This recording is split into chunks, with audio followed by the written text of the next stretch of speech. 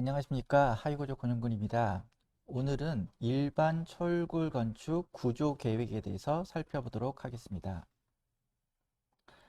어, 먼저 학습 순서로는 건축 도면을 한번 이해해 보고요. 샘플로 정한. 그 다음에 두 번째 철골 기둥 구조 계획에 대해서 살펴보겠습니다.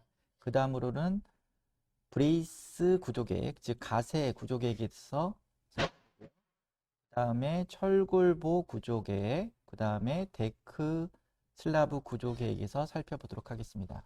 그래서 저희가 일반 철골 건축이라고 하면 저번 주 강의 때 배웠던 경량 철골 구조에 비해서 어, 콘크리트 슬라브가 설치되는 구조를 우리는 일반 철골 건축이라고 부릅니다. 그래서 먼저 저희가 샘플로 정한 건축 계획을 살펴보면 오늘 학습할 건물은 지하 1층에 지상 6층짜리 건물로서 지하는 철근 콘크리트 구조로 구성되어 있고 지상층은 철골 구조로 구성되어 있습니다. 그래서 저희는 오늘은 지상층에 형성되어 있는 철골 구조를 살펴보도록 하겠습니다. 그리고 용도는 도시형 공장 및 사무실로 일반 어떤 회사의 사옥이라고 보시면 됩니다. 그래서 계속 살펴보겠습니다. 그래서 1층, 지상 1층 건축 평면도를 살펴보면 1층에는 보면 계단실 코어가 2군데가 있고요. 그 다음에 그 엘리베이터가 왼쪽 하단에 설치되어 있고, 그리고 오른쪽 하단에는 화물 엘리베이터가 설치가 되어 있습니다. 화물 엘리베이터 설치되어 있고, 그리고 1층은 공장이 위치하고 있고요. 공장은 이 상부가 오픈된 슬라브가 없는 거죠. 2층 바닥에서는 없는 공장이 형성되어 있고요. 그다음 여기에는 5톤짜리 크레인이 설치되어 있습니다. 그 다음에 아래쪽에는 자재 창고가 형성이 되어 있고요. 그 다음에 참고적으로 이제 이쪽으로 해서 지하 램프가 형성되어 있습니다. 지하 램프가 형성되어 있어서 지하로 이렇게 들어가는 그 구조 계획이 형성되어 있다고 보시면 되고요. 그 다음에 지상 2층 건축 평면도를 보면 지상 2층은 오늘 저희가 학습할 스페이스입니다. 공간으로 보면 여기 아까 1층에서 이쪽으로 지하 램프가 형성되어 있다고 그랬죠. 그 상부는 지하 출입구 지붕으로서 경량 지붕이 샌드위치 패널이 형성되고 있는 경량 지붕이 형성되어 있고요. 그 다음 여기는 주출입구 상부인데 여기 1층의 주출입구 상부에 캐노피 공간이 있습니다. 캐노피도 마찬가지로 경량 지붕이 형성되어 있는 형태고요. 그 다음에 나머지 요 공간이 지상 6층을 형성시키고 있는 철골 구조 시스템이라고 보시면 됩니다. 철골 구조 시스템이고, 그 다음에 여기서 건축 계획적으로 기둥 간격은 여기 보시면 그 X열에는 9m, 그죠? 9m 정도의 기둥 간격을 형성시키고 있습니다. 그래서 기둥 간격이 여기, 여기, 여기, 여기 이렇게 해서 하나, 둘, 셋, 넷, 5개의 기둥이 윗열, 그 다음에 거기서 11m 떨어져서 또 한 열이 형성되어 있고 5개의 기둥이, 그 다음에 여기는 8.7m 떨어져서 5개의 기둥이 또 형성되어 있고, 그 밑에는 6.3m 떨어져서 5개의 기둥이 형성되는 기둥 간격을 보여주고 있습니다.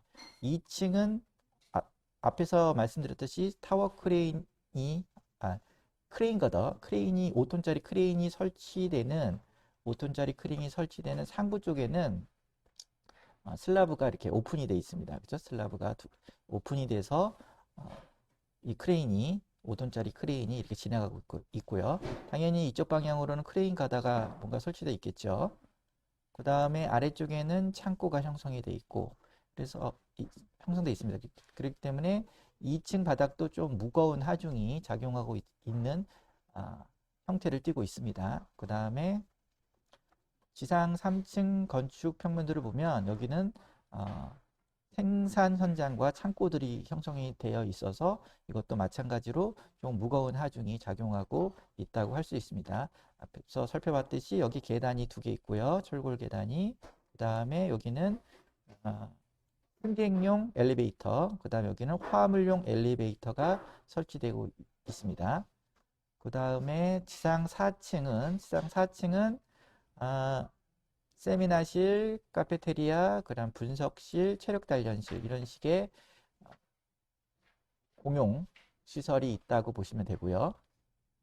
그 다음에 5층, 6층은 업무 시설입니다. 사무실로서 업무 시설로 사용하고 있는 구조 계획을 가지고 있습니다. 그리고 지붕층은 여기 보면 설비 시설, 뭐 냉각탑이나 공조실 같은 것들이 설치가 되어 있고요. 냉각탑. 그 다음에 여기는 휴게데크. 요즘에는 옥상 조경들이 많이 활성화가 되어 있죠. 그래서 휴게데크가 형성되는 형태로 구조 계획이 되어 있습니다. 그리고 인면을 살펴보면 인면도 그래서 층고를 잠깐 살펴보기 위해서 인면들을 보여드리고 있는데 이 층고가 1층이 6m, 2층도 6m, 3층도 6m, 4층도 6m. 그러니까 일반 업무 시설에 비해서 층고가 다들 높죠. 그렇죠? 층고가 높습니다. 그리고 5층, 6층은 사무실로 사용하고 있기 때문에 4.5m의 층고를 보여주고 있습니다. 그렇기 때문에 이 층고 때문에 높은 층고로 인해서 어떻게 보면 이 구조 시스템이 철골 구조로 구조 계획을 했다고 보시면 됩니다. 그래서 이제 그 다음은 본격적인 구조 계획으로서 철골 기둥의 구조 계획에 대해서 살펴보도록 하겠습니다. 그래서 보시면 이게 지상 1층에서 형성되는 기둥의 주심도입니다. 기둥의 주심도인데 그래서 여기 보시면 기둥의 주심도에 아까 9m 간격이었나요? 9m 간격으로 보면 한 열, 두 열, 세 열, 네 열이 이렇게 네 열에 따라서 5개씩의 기둥들이 배열, 계획된 구조 계획, 주심도를 보여주고 있습니다. 그래서 이렇게 다섯 개의 계열이 4열. 그러면 5, 4, 20. 그죠? 20개의 어떻게 보면 크게 보면 계획적으로 보면 20개의 메인 힘을 많이 받는 메인 기둥이 형성되어 있어서 있다고 보시면 되고요. 그리고 기둥에 보면 여기 보면 SC1, 스틸 컬럼 1이라는 뜻이겠죠. SC1을 보면 이게 내부 기둥이죠. 내부 기둥. 그 다음에 외곽에 있는 기둥도 있고요. 뭐 보면 SC3 여기 보면 외부 기둥, 변에 놓이는 기둥, 그 다음에 모서리에 놓이는 기둥 SC5 이런 식으로 내부에 있는 기둥이 있고 변에 놓이는 기둥이 있고 또는 모서리에 놓이는 기둥들이 있습니다. 그래서 그 기둥의 형태를 보면 H 형광을 썼고요. H 형광. 그리고 여기 보면 SM35 뭐라 그랬죠? 용접 구조용 아변 H 형광이죠. 용접 구조용 강제로 써서 355메가파스칼에 해당되는 항복 강도를 가진 SM 관계를 사용한 겁니다. 그렇죠? 사용한 거고 그 다음에 이 보면 H 형광의 형상을 보면 이게 높이죠. H 형광의 높이 이건 폭, 그 다음에 세 번째는 외부 두께, 그 다음에 맨 끝에 네 번째는 프렌즈 두께라고 했죠. 보면 H 형광의 폭과 높이의 비를 보면 대충 어떻게 합니까? 거의 같죠. 보통 이런 S1에서 쓴 시리즈를 여기 보면 400에 400 그리고 뭐 뒤에 외부 두께, 프렌즈 두께가 붙기 때문에 저희들 일반적으로 400, 400계열 시리즈 뭐 이런 식으로 부릅니다.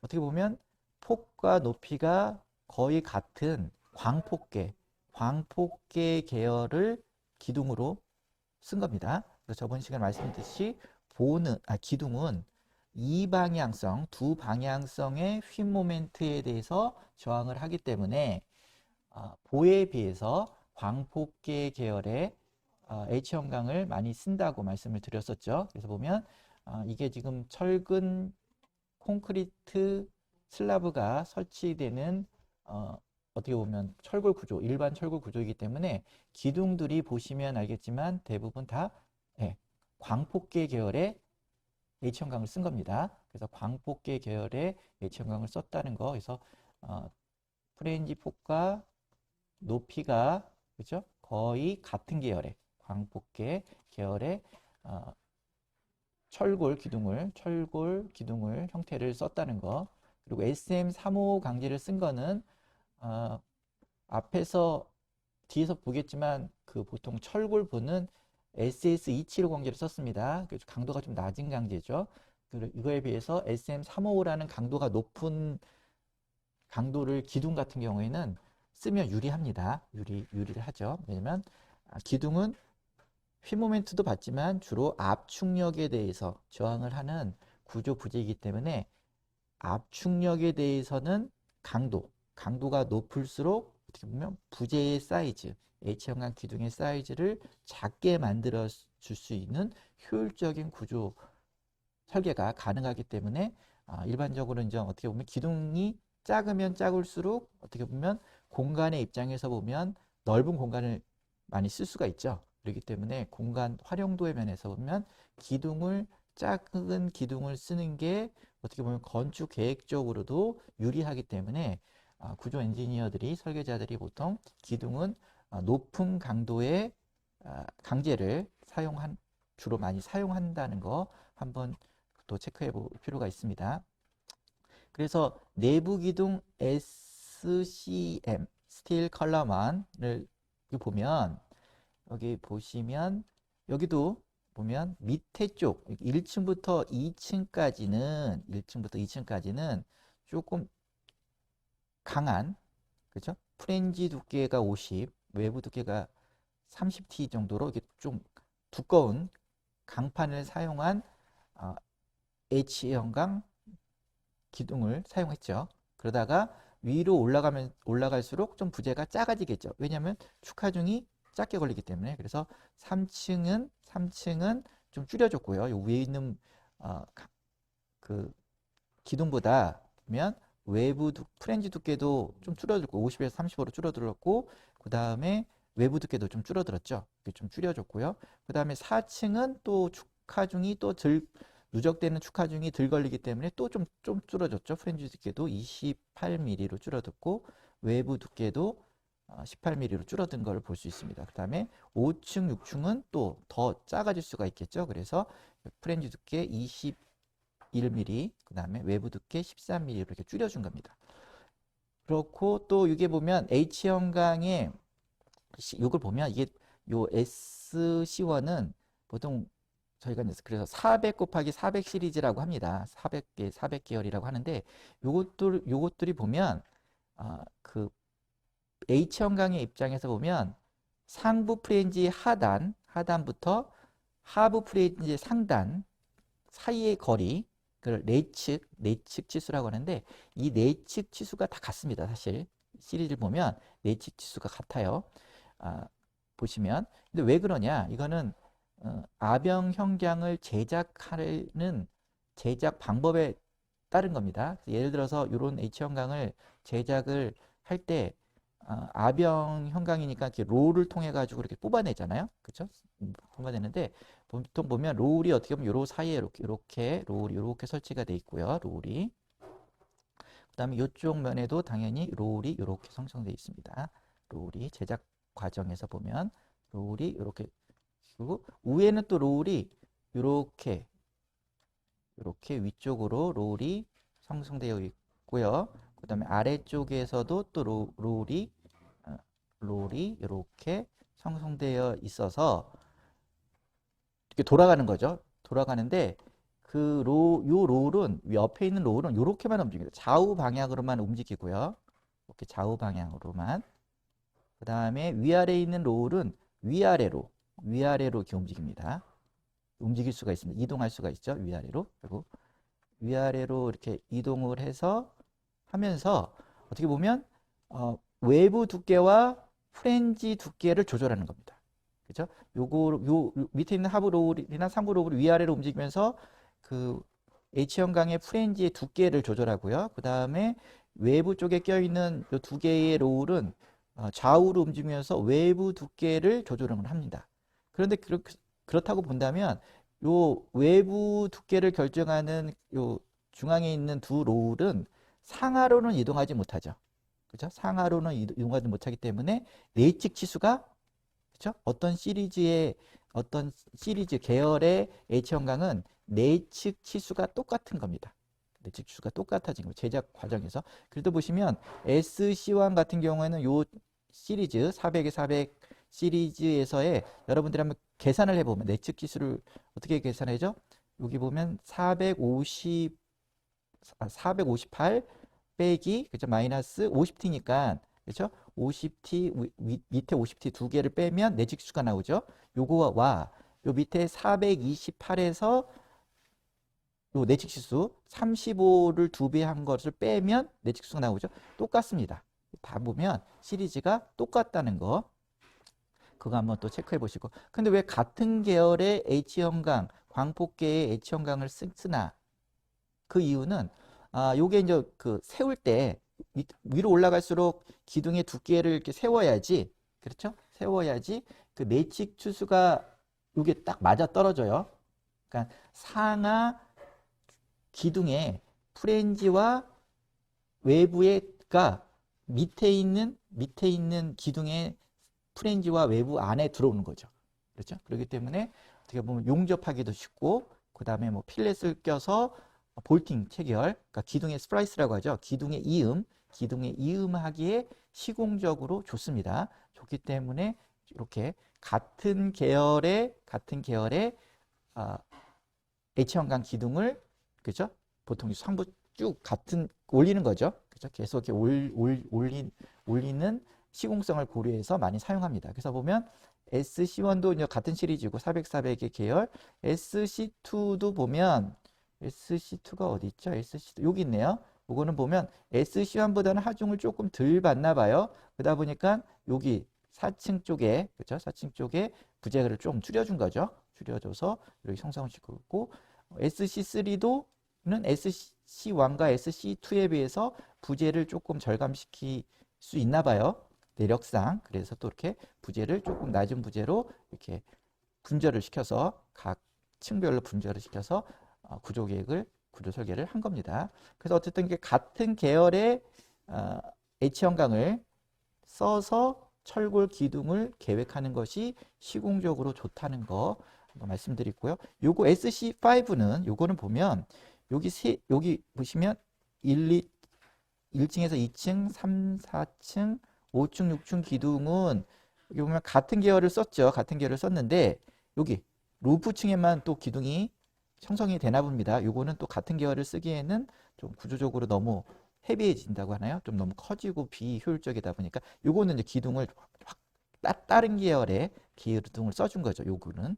그러면 이제 어떻게 보면 위아래 기둥에 어떻게 보면 예를 들어 프렌지가 같은 라인에 쓰지 않기 때문에 그럴 때는 무슨 두꺼운 덧판을 밑에 베이스 플레이트 같은 거를 설치하고 그 위에 다시 올려놓는 약간의 이제 또 디테일적 고려가 또 필요하겠죠. 그래서 어쨌든 이런 형상이라는 거 한번 체크를 해보실 필요가 있습니다. 그래서 H형광 기둥, 철골 기둥은 일반 콘크리트 바닥에 쳐지는 기둥은 다시 한번 정리하면 광폭계 계열의 그렇죠? 광폭계 계열의 H형광을 많이 쓰고 그 다음에 강도가 높을수록 효율이 뛰어나기 때문에 강도가 높은 그렇죠? 높은 3호 강제를 주로 많이 사용하고 그 다음에 최근에는 용접을 많이 하기 때문에 그 스플라이스 이음 부분을 그 다음에 SM 강제 용접 구조용 강제라고 하죠. 용접하는데 좀 용접성이 좋은 강제 SM 강제를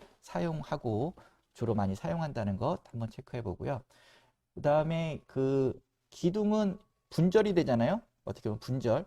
왜냐면 공장에서 제작해오는 기둥의 사이즈가 보통 차에 적재할 수 있는 정도의 사이즈로 공장에서 제작돼서 현장까지 운반이 되기 때문에 보통 한 15m, 길으면 15m 정도로 이렇게 최대 길게 만들 수 있는 게 15m죠. 그렇기 때문에 이제 어떻게 보면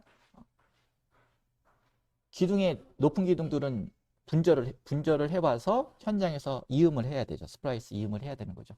그래서 보면 지금 1층 층고가 6m였잖아요. 그리고 2층 층고가 또 6m였잖아요. 그러면 12m잖아요. 그리고 여기 보면 SC1 같은 경우는 1, 2층 층고를 감안해서 12m, 그죠? 한 거를 갖고 오는 거죠. 그러니까 2층에서는 2층 바닥에서는 연결하지 않고 한 부재가 형성이 되는 수 있고, 거기서 보통 보면 1m 위로, 그죠? 1m, 왜냐면 그 스플라이스 위치를 바닥 슬라브 레벨에서 하는 것이 아니라 1m나 1.5m 레벨에서 철골 이음을 하거든요. 그래서 그 높이를 고려하면 이것도 한 실질적으로 한 13m 정도로 분절해서 와야 되는 거죠. 그렇죠? 그래서 그런 분절까지, 시공성까지 고려해서 구조 계획을 해주는 게 좋습니다. 그 다음에 여기 보면 여기 앞쪽에는 또 이렇게 원형 간간이 있고요. 뒤쪽에는 그 작은 사이즈의 철골 기둥이 있습니다. 그래서 다음 장에 있나요? 보시면 그래서 여기는 앞에서 건축 계획적으로 그래서 설명해 드렸듯이 출입구, 그죠? 사람들이 주로 출입하는 출입구 상부에 있는 캐노피 기둥이라고 할 수 있고요. 그래서 이것도 SC12 원형 강간을 사용했네요. 그죠? 원형 강간을 사용해서 구조 계획을 한 거고요. 그 다음에 이 뒤쪽에는 아까 차량이 지하로 이렇게 출입구가 이렇게 내려가고 여기에 경량 철골 지붕이 형성된다 그랬죠. 그러면 그런 기둥들은 이렇게 클 필요가 없잖아요. 그래서 SC11이라고 표기를 했고, 그런 것들은 얼마죠? 그죠. 200에 200에 9에 12짜리, 그죠? 1층만 형성되는 SM355 강제를 사용해서 구조계획을 한 겁니다. 이 밖에도 좀 아까 그 앞에서 보였던 좀 하중을 많이 받는 기둥에 비해서 또 엘리베이터나 계단을 형성하기 위해서 필요한 또 기둥들이 있습니다. 또는 여기 보면 캐노피를 위해서 또 필요한 기둥들이 있는데, 이런 기둥들도 이렇게 보여주고 있죠. 이런 기둥들, 예를 들어서 엘리베이터나 계단에 필요한 SC13은 좀 작죠, 기둥이. 이거는 300에 300 시리즈, 그죠? 있는 이런 것들이 있고, 그 다음에 캐노피, 이쪽에 캐노피가 또 있거든요. 캐노피 지붕이 있는데, 그거를 형성시키기 위한 또 캐노피를 위한 기둥 SC11, 이건 200에 200짜리, 그죠? 1층에만 있는 이런 기둥들도 부수적으로 구조 계획에 반영을 해야 됩니다. 다음은 철골 기둥 구조 계획으로서 이번에는 철골 보혜 계획에 따른 철골 기둥의 방향성에 대해서 한번 살펴보도록 하겠습니다. 그래서 저번 시간에 배우는 경량 철골 공장, 경량 철골 구조에서는 어떻게 보면 단변 방향은 좁은 폭의 기둥들로 가성이 되어 있지만, 공장의 박공 방향으로는 큰 스판의 대공간의 저번 시간은 박공 기둥이었죠. 박공 기둥 형태의 대경간의 경간을 형성시켜야 되잖아요. 그러다 보니까 그 기둥들이 그 메인 컬럼들은 보면 그 장스판, 대경간 쪽을 강축으로 놓은, 그죠? 강축으로 놔서 배치를 시켰죠. 그러다 보니까 그 이유는 어떻게 보면 휨 모멘트. 경량철골 지붕은 어떻게 보면 지붕의 그 메인 거더에서 단부에 작용하는 그 휨 모멘트, 단부 쪽에 메인 철골 거더가 받고 있는 그 부 모멘트가 고스란히 어디 전달되죠? 그 메인 컬럼에 전달이 됩니다. 그래서 휨 모멘트의 영향을 많이 받죠. 그러다 보니까 그 부재가 좀 기둥도 휨 모멘트의 영향을 많이 받아서 기둥이 어떻게 보면 그 약간의 그 중폭계, 그죠? 그 광폭계가 아니라 중폭계나 세폭계 계열로 형성이 되죠. 그러니까 어떻게 보면 그 메인 거더의 사이즈 정도와 비슷한, 그죠? 비슷한 강제로서 구조 계획이 된 겁니다. 되었는데 이 경우에는 그 바닥이 콘크리트 슬라브가 쳐지죠. 데크 슬라브라고 하는 데크 슬라브가 쳐짐으로 인해서 어떻게 보면 휨 모멘트의 영향보다는 축 하중의 영향을 많이 받습니다. 무겁다는 거죠. 무겁죠. 무거워서 어떻게 보면 일반 철골 구조는, 그리고 기둥은 광폭계 계열을 사용하는 게 좀 그렇죠? 좋죠. 그 다음에 이제 경량 철골 기둥은 대경간에 비해서 콘크리트 바닥 슬라브가 데크 슬라브가 처지는 일반 건축 구조는 스판들이 이렇게 크지가 않죠. 일반적으로 크지가 않기 때문에 또 휨 모멘트에 대한 영향은 조금 그나마 좀 덜 받는, 그렇죠? 압축력과 휨 모멘트를 이렇게 비교했을 때, 대비했을 때 조금 덜 받는 영향이 있는 거죠. 이런 거 한번 체크해보고. 그래서 광폭계 계열의 철구를 썼고요. 그래서 내부 기둥이 있어요. 내부 기둥. 내부 기둥이 있는데, 여기 내부 기둥. 이걸 확대해 보는 건데, 보통 이거는 이제 전형적인 일반 철골 구조의 이제 시스템들은 기둥과 거더, 메인 거더는 보통 강접합, 그렇죠? 리지드 커넥션을 주로 많이 한다고 했죠. 그 다음에 그 강접합은 이렇게 보이는 것 같이 삼각형 형태로 표기를 하고요. 보통 강접으로, 그러니까 어떻게 보면 일반적으로 그 전형적인 방법이죠. 전형적이고 그 예전부터 많이 한국에서 많이 쓰는 또 방법이기도 하고 뭐 그렇죠.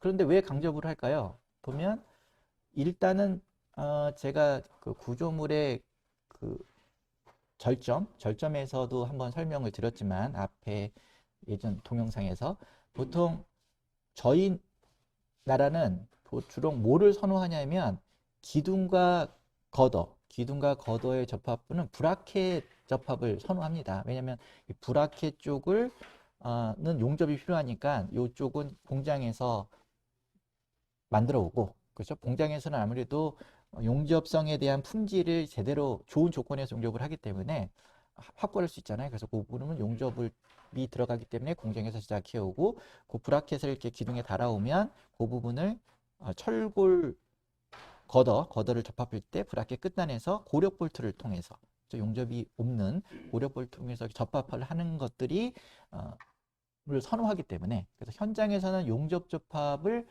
가급적인 배제하는 것을 선호합니다. 아무래도 현장에서 직접 용접을 하려면 그만큼 뭐 품질 관리도 필요하고 아무래도 그렇죠? 좀 시공 정밀도가 요구하기 때문에 이런 것들을 그러기 때문에 이제 현장 용접을 조금 깊이 좀 하려고 하죠. 이왕이면 시공성 향상을 위해서. 그러다 보니까 어쨌든 브라켓 형태를 통한 거더 접합을 선호하기 때문에 어차피 그 강접 기둥과 이 브라켓의 접합을 강접합하는 게 어렵지 않은 거죠.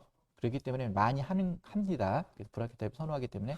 그리고 일단은 기둥과 거더를 강접화 시키면 그러면 골조가 되는 거죠. 골조가 강적 골조, 뭐 강성 골조, 모멘트 저항 골조 이렇게 부른다고 했죠. 그러면 전 이 그 기둥과 거더가 그 강접으로 이루어진 라멘 구조는 중력 하중뿐만 아니라 또 어떤 거를 저항할 수도 있겠죠? 수평 하중, 풍하중이나 지진 하중과 같은 수평 하중에 대해서 저항할 수 있기 때문에 또 유리한 거죠. 어떻게 보면 구조적으로. 그래서 일반적으로 강적 골조 이렇게 그 기둥과 거더는 강적 골조를 많이 이제 선호하고 있는 겁니다. 선호하고 있는 겁니다. 그렇기 때문에 이제 일반적으로 좀 전형적인 방법, 많이 쓰는 방법들은 기둥과 거더는 강접으로 한다. 거 한번 체크해 보는데 반드시 그럴 필요는 또 없는 거죠. 근데 이제 많이 이제 선호하는 게 있다는 거 한번 이해해 보시고. 그래서 내부 기둥 같은 경우 이렇게 이제 내면에, 그렇죠? 내면에서 거더가 붙기 때문에 삼각형 형태의 강접을 형성을 시킨 거고, 그다음에 변에 있는 거는 세변 쪽에서 거더가 붙기 때문에 세변을 강접, 그다음에 모서리는 두 면에서의 강접 형태를 띠고 있는 겁니다. 그런데 이왕이면 철골은 강축과 약축의 방향이 어떻게 보면 명확하기 때문에 이왕이면 어떡하죠? 구조적 효율성을 높이기 위해서는 그 힘을 많이 받는 거더 쪽에 대해서 강축 방향을 형성시키는 게 좋다고 저번 시간에도 말씀을 드렸죠. 그렇기 때문에 여기도 내부 기둥도 보면 어떻게 보면 왼쪽에 좌우에서도 거더가 붙고요. 강접으로. 위아래에서도 거더가 붙죠.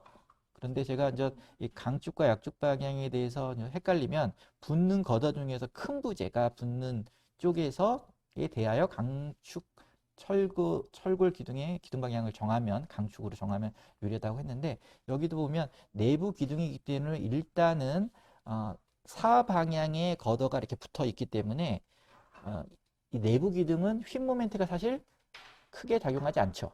그렇죠? 보통 압축력에 대해서 많이 이제 좌우가 돼서 설계가 되고 내면에 걷어가 이렇게 붙어 있기 때문에 그 걷어 사실은 휨 모멘트가 많이 작용을 하지 않습니다. 근데 휨 모멘트가 작용은 하긴 하는데 얼마큼 작용을 하냐? 예를 들어서 이렇게 좌우에 이렇게 이 밑에가 이제 컬럼이 있고요. 좌우에 그 걷어가 붙는다고 한다면 휨 모멘트가 보면 그 왼쪽에 걷어에 붙는 휨 모멘트가 이렇게 있죠. 이렇게 크기가 이렇게 해서 뭔가 이렇게 작용을 할 거고요. 그 다음에 오른쪽에 휨 모멘트가 또 뭔가 있겠죠. 이렇게 쭉 이렇게 작용한다고 보면 요 휨 모멘트의 차이, 좌우에서 왼쪽에서 작용하는 휨 모멘트와 그러니까 부 모멘트죠. 차와 오른쪽에서 작용하는 부 모멘트 요 차이, 그렇죠? 요 차이 델타라고 한다면 요 델타만큼 어떻게 보면 밑에 쪽의 기둥이 가져가는 겁니다. 밑에 쪽의 기둥에 휨 모멘트가 이렇게 작용하는 거죠. 휨 모멘트가 이렇게 해서 요만큼이 델타만큼 작용. 그래서 기둥은 양쪽에서 작용하는 보의 부모멘트의 차이만큼만 영향을 받는 거라고 할 수 있죠. 그렇기 때문에 그거를 이제 불균형 모멘트라고 합니다. 그래서 양쪽의 보에서 작용하는 부모멘트의 차이, 불균형 모멘트만큼 철골 기둥이 영향을 받는 거죠. 그렇기 때문에 사실은 그 내부 기둥들은 양쪽에 작용하고 있는 그 불균형 모멘트의 값이 얼마 안 돼서 휨 모멘트 영향을 덜 받는다 그러는 거죠.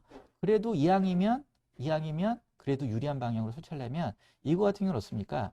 좌우에 똑같은 집중 하중을 받죠. 이게 빔이 이렇게 꽂힌다 그러면 두 개의 똑같은 집중 하중을 받고, 그렇죠? 그렇기 때문에 이쪽에서 작용하는 왼쪽에서 작용하는 휨 모멘트와 오른쪽에서 작용하는 휨 모멘트가 거의 같습니다. 그렇기 때문에 불균형 모멘트가 작은 거죠.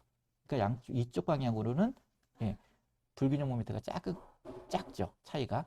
그런데 이쪽 방향, 상하 방향은 위에는 걷어가, 그렇죠? 이 등분포 하중을 받는 걷어가 이렇게 붙어 있는 반면에 아랫부분에는 어떻게 보십니까? 집중 하중을 받는 큰 걷어가 작용을 해서 큰 단부 쪽에 큰 부휨 모멘트를 받게 되죠. 그렇기 때문에 위아래 방향으로 어떻게 보면 불균형 모멘트가 크게 작용한다고 볼 수가 있는 겁니다. 그래서 구조 역학적으로는 이렇게 불균형 강축을 불균형 모멘트가 크게 작용하는 세로 방향의 강축을 이렇게 지각 방향으로 이렇게 놓으면, 그렇죠? 또는 외부 방향이 그 불균형 모멘트가 크게 작용하는 보에 붙게끔 만들어 주는 게 구조적으로 어떻게 보면 효율성이 높다고 할 수 있습니다. 그리고 이거 같은 경우는 좀 예제로 그림을 그린 거는 제가 여기 지붕층이라고 그러고 하부 기둥이라고 봤는데 이것들이 예를 들어서 위에 또 기둥이 더 올라간다. 그죠? 중간층이다. 그러면 또 요 불균형 모멘트, 보에서 작용하는 델타만큼의 불균형 모멘트를 아래 기둥과 윗 기둥이 나눠 가집니다. 또 유리한 거죠. 그죠? 중간층에 껴있는 내부 기둥은 또 그만큼 휨 모멘트가 작게 작용한다는 얘기고요. 그래서 그거는 역학적으로 한번 살펴봤고요. 그래서 보면 변 쪽에는 어떻게 하죠? 변 쪽에는 어디가 많이 작용하죠? 양쪽 위아래에는 어쨌든 걷어가 이렇게 양쪽으로 잡고 있기 때문에 불균형 모멘트가 적게 작용하죠. 그 기둥에 그 미치는, 그렇죠? 휨 모멘트가 작게 작용하는데 왼쪽 이것도 마찬가지죠. 여기 왼쪽, 저 왼쪽은 한쪽만 있잖아요. 왼쪽에만 걷어가 있고 오른쪽에는 걷어가 없잖아요. 그래서 이런 경우에는 어떻게 합니까? 이렇게 놔야죠. 그렇죠? 이런 식으로 H형광 기둥의 방향을 설정해 줘야 됩니다. 그래서 힘을 많이 받는 이쪽, 불균형 많이 오는 걷어 쪽에 프렌지를 배치를 시켜서 이렇게, 그죠? 강축에 대해서 휨 모멘트에 저항하는 효율성을 높이도록 만든 거라고 보시면 되고요. 그 다음에 또 모서리 기둥. 모서리는 양방향에서 다 그 휨 모멘트가 오죠. 전달이 되는데 그 반대편에는 없잖아요. 그죠? 반대편에 걷어가 오는 바람에 이거는 제일 불리한 조건이죠. 그죠? 불리한 조건인데 이것도 보면 어떻습니까? 이거는 왼쪽에서 오는 거는 SSG4라고 해서 집중 하중을 받고 있고요. 집중 하중을 받고 있고, 그리고 아래쪽에는 SSG1이라 해서 등분포 하중을 받고 있죠. 그렇죠? 그래서 이게 보통 보면 상황에 따라 틀립니다. 그래서 얼뜻 보면 여기 집중 하중으로 인해서 이 가다가 SSG4가 더 큰 휨 모멘트를 받을 수도 있죠. 받고 있을 것 같아요. 지금 그 비율로 보면. 그런데 이제 간혹 요 변이 짧고 세로 변이 긴 경우에는 이렇게 세로변 쪽에서 등분포 하중을 받고 있지만 등분포 하중 받는 보 쪽에서 큰 휨 모멘트가 전달되는 경우도 있습니다. 그래서 이건 케이스 바이 케이스인데 어쨌든 OSG4에서 일단 휨 모멘트가 크게 전달되면 어떻게 보면 이게 더 크다고 친다면 이게 H형광이 이게 바뀌어야 되죠. 사실은 H형광 기둥이 배치가 이렇게 돼야 돼 구조적으로 그렇죠. 효율성을 띠는 게 역학적으로는 그렇죠? 뛸 수 있습니다. 그런데 이거는 또 이렇게 해놨죠. 좀 불리하게 이거는 또 시공성을 또 고려해야 됩니다. 여기 보면 그 외장재가 또 이렇게 기둥 라인에 저번 시간에 배웠던 뭐 거스라는 것도 붙고요. 뭐 이런 거스 계열의 외장재를 지지하는 하지 철물들이 붙는데 그 철문들의 그 뭐라 그러냐 부착 예, 지지 부재의 입장에서 보면 또 이렇게 놓이는 게 편합니다. 이렇게 놓이는 게 여기에 붙는 이 인면에 붙는 그 하지 철물들 거스라든지 이런 것들이 설치하기에 유리하기 때문에 또 이렇게 배열할 수도 있습니다. 그렇기 때문에 이렇게 배치하면 시공성은 또 좋아지는 거죠. 시공성은 좋아지고 구조적 효과는 좀 떨어지고 그러다 보니까 이제 어떻게 보면 이렇게 모서리에 있는 기둥들이 휨 모멘트의 입장에서 보면 되게 불리한 거죠. 그래서 이런 모서리에 있는 기둥은 휨 모멘트를 두 축에 대해서 이 방향 휨 모멘트를 고스란히 다 받고요. 여기는 변에 놓이는 그 기둥들은 한 방향의 휨 모멘트 영향을 많이 받고요. 그렇죠? 그런 또 구조적으로 불리합니다. 그래서 내부 기둥은 또 휨 모멘트 영향을 적게 받지만 압축력, 그죠? 부담하는 압축력, 중력 방향의 하중들은 또 많이 받고 있죠. 그래서 좀 받고 있는 단면력이 좀 다릅니다. 좀 상황의 배치에 따라서. 그래서 요거는 어쨌든 구조적 효율이 약간은 떨어질 수 있지만 시공성을 고려해서 이렇게 배열을 했다. 이렇게 하고요. 그러다 보니까 이제 단부 쪽에서의 기둥은 모서리 쪽, 특히 모서리 쪽의 그 기둥들이 휨 모멘트 때문에 좀 커지는 경향도 있습니다. 그럴 경우에는 또 구조 계획적으로 이런 경우에는 어떻게 계획을 할 수도 있냐면 여기 부분을 강접으로 하는 게 아니라 어떻게 그냥 핀접으로 이렇게 핀접으로 하게 되면 어떻게 합니까? 요 보는 SSG4는 핀접이기 때문에 좀 부재가 커질 수는 있죠. 그렇죠? 커질 수는 있지만 기둥의 입장에서 보면 이쪽 SSG2를 단부를 핀으로 접합했기 때문에 핀 커넥션 그렇죠? 요 모멘트가 휨 모멘트 약축에 대한 휨 모멘트가 작용을 안 하는 거죠. 그러다 보면 요 기둥은 어떻게 보면 요쪽 방향에 그죠? 강쪽 방향의 휨 모멘트만 받고 있기 때문에 요거 그 기둥 그 입장에서 보면 요 기둥은 적게끔 효율적으로 설계를 할 수도 있는 거죠. 그러니까 여기는 SSG4는 커질 수 있지만 요 기둥의 입장에서 보면 기둥을 또 작게 설계할 수 있고 이 기둥을 더 작게 설계하려면 요거도 강축 방향의 걷어도 핀으로 설계를 해서 그렇죠? 아예 이런 경우에는 어떻게 합니까? 기둥이 순수하게 압축력만 받는 거고 휨 모멘트는 하나도 받지 않는 거죠. 그래서 순수한 압축제인 거죠. 그렇게 설계를 하면 또 구조적 효율이 높아져서 철골 기둥을 작게끔 설계를 할 수 있는 겁니다. 그렇지만 또 불리한 건 어떻게 불리하다 그랬죠? 양쪽 붙는 걷어가 좀 커질 수 있고 그 다음에 이게 강접이 아니기 때문에 이 골조는 이 방향의 골조나 이 발정의 골조 중에서 이 부분은 횡력 저항을 못하게 되는 거죠. 그렇죠? 그래서 이런 또 근데 이제 간혹 그 건축 계획적으로 모서리 기둥이나 변 쪽의 기둥들을 조금 이렇게 작게끔 설계를 요청하는 경우가 있어요. 건축 계획적으로. 그럴 경우에는 이런 테크닉을 써서 기둥과 걷어의 접합을 핀접합으로 풀어서 그죠? 풀어서 압축력만 걸리게 해서 기둥 사이즈를 작게끔 하는 것도 어떻게 보면 구조 계획적인 테크닉입니다. 그래서 기둥과 걷어는 항상 일반적으로 강접을 많이 하는데 그렇죠? 항상 강접을 할 필요는 없다라는 거 한번 예, 또 챙겨 보셔야 됩니다. 그래서 철골 기둥의 이제 방향에 대해서도 이야기만 효율적으로 하는 거죠. 그래서 변해 쪽에 이것도 강축에 놓은 거죠. 강축 방향으로 저 변해 또 이런 거 기둥의 방향을 왜 이렇게 90도로 돌리느냐, 90도로 돌리지 않느냐 이런 거 결정도 다 이런 어떻게 보면 구조 역학적인 이유가 있다고 보시면 됩니다. 그 다음에 세 번째로는 그 가색 구조, 그러니까 브레이싱 구조 계획에 대해서 살펴보겠습니다. 브레이싱 배치는 본 프로젝트들은 여기 가색 여기 보면 외벽에 설치가 되어 있습니다.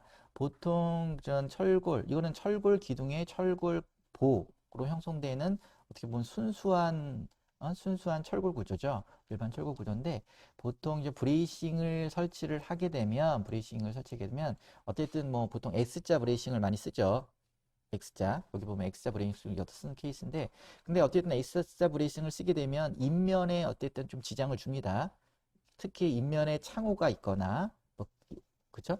뭐 개구부가 있거나 이런 경우에는 좀 설치가 되면 건축 기능적으로 문제를 발생시키고 수 있기 때문에 그런 걸 좀 피해야 되죠. 그래서 이왕이면 브레이싱의 배치는 좌우 대칭적으로 하는 게 구조적으로 제일 효율적이죠. 대칭적으로 해야지 지진하중이 이렇게 왔을 때, 바람하중이 왔을 때, 풍하중이 왔을 때 비틀림이 균등하게, 그렇죠? 비틀림이 생기지 않기 때문에 균등한 그 하중 전달로, 수평하중 전달로 제일 유리한 거는 누구나 알죠. 아는데 그렇지만 아까 말씀드렸듯이 좀 전에 말씀드렸듯이 건축 계획적으로 설치할 수 없는 것은 또 피해야 되는 거죠.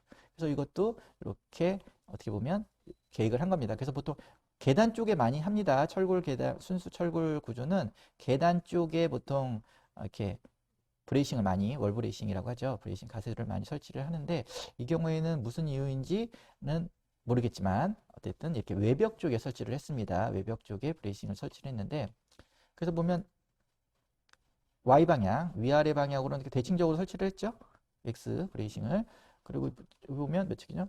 6층 건물 하나, 둘, 셋, 넷, 다섯, 여섯. 6층을 매 층마다 다 이렇게 그쵸? X 브레이싱을 설치를 했습니다. X 브레이싱을. 부재 사이즈도 어떻습니까? 밑에 층의 브레이싱은 힘을 많이 받고 하부층에는 왜냐면 누적된 수평하중에 대해서 견뎌야 되니까 그리고 상부층의 브레이싱은 하중을 좀 덜 받겠죠. 그래서 보면 1, 2층 브레이싱은 200에 200에 14에 14 SM355 강지를 쓰면서 좀 큰 부재를 사용했고 3층에서 6층까지는 200, 200에 8에 12T짜리인 SM355 좀 작은 부재를 사용한 거죠. 지금 구조적으로. 그리고 이제 이런 것도 어떻게 보면 약간 그룹핑이죠.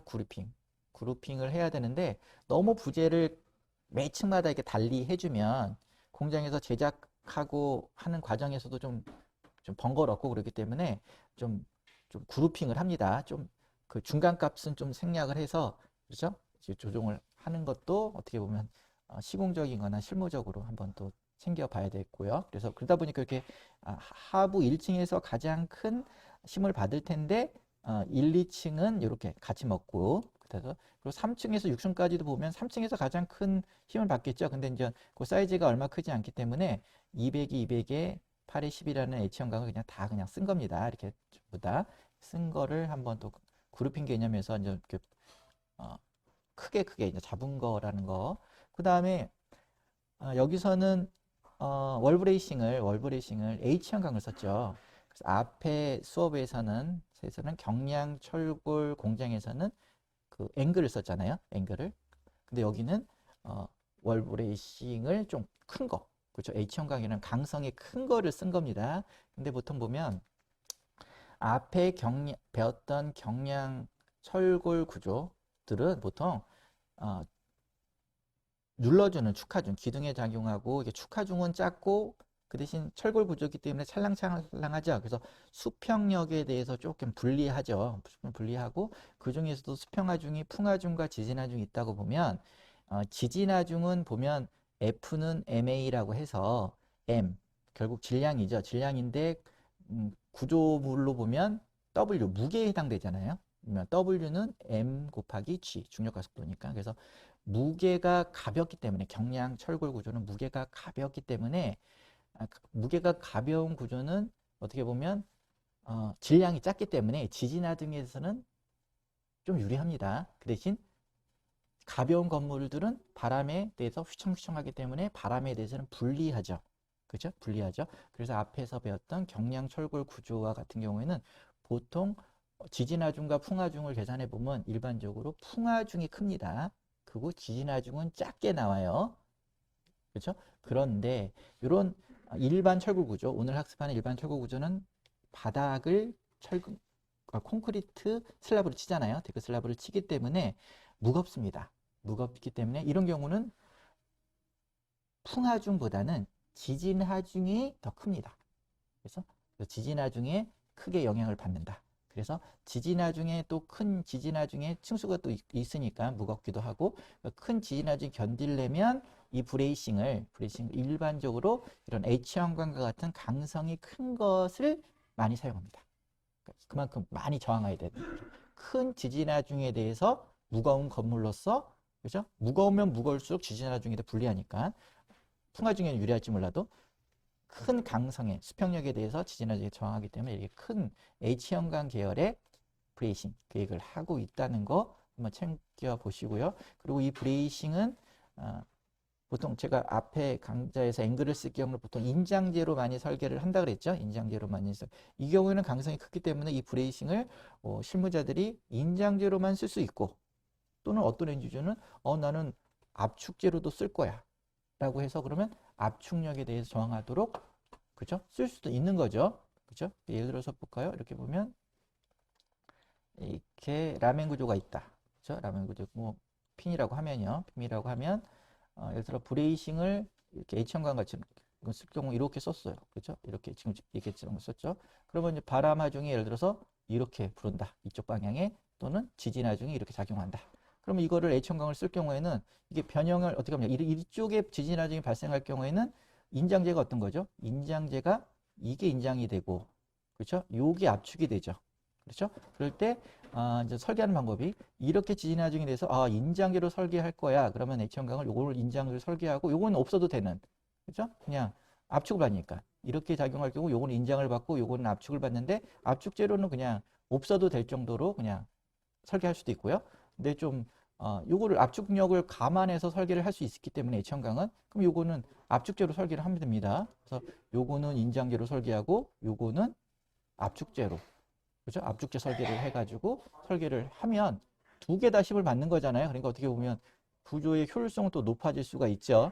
그렇죠? 그래서 이렇게 설계를 할 수도 있다는 거. 물론 이쪽에서 반대 방향에서 이렇게 수평력이 작용하는 거, 지진학이 작용하면 반대 방향이 되겠죠?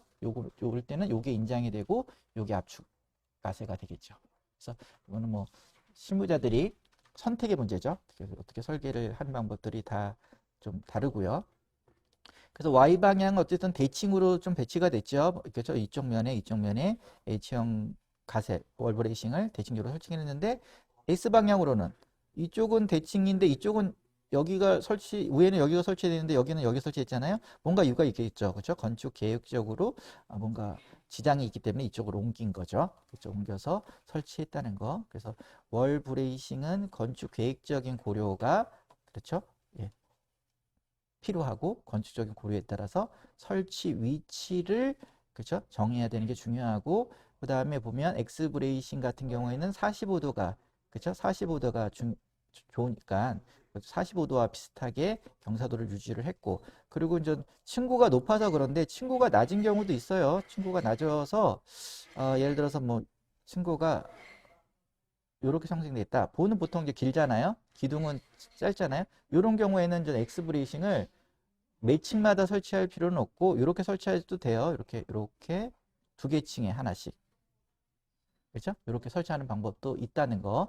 그래서 가세는 브레이싱은 45도, 그렇죠? 한 개 층마다 설치하거나 두 개 층마다 설치하거나 이렇게 그 45도에 가깝게 설치하는 게 구조적 효율성은 뛰어나다. 그렇죠? 그 다음에 또 하나는 이렇게 에이스 브레이싱이 문제가 된다면 창호나 이런데, 그러면 뭐 C오자 브레이싱도 가능하죠. 여기 보면 C오자 브레이싱을 이렇게 설치해서 요 가운데 그 창호를, 그렇죠? 개구부나 창호를 형성시키는 방법도 있죠.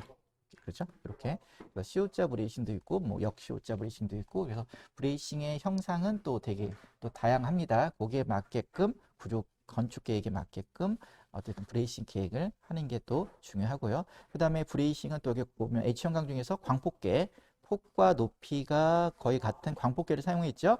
그렇죠? 이거 같은 경우는 보면 광폭계를 사용하는 이유는 압축력을 받을 수 있잖아요. 압축력, 그러니까 압축을 고려해서 설계한 것 같아요. 그래서 압축제로서는 또 광폭계 계열의 그 H형광을 써주는 것이 뭐죠?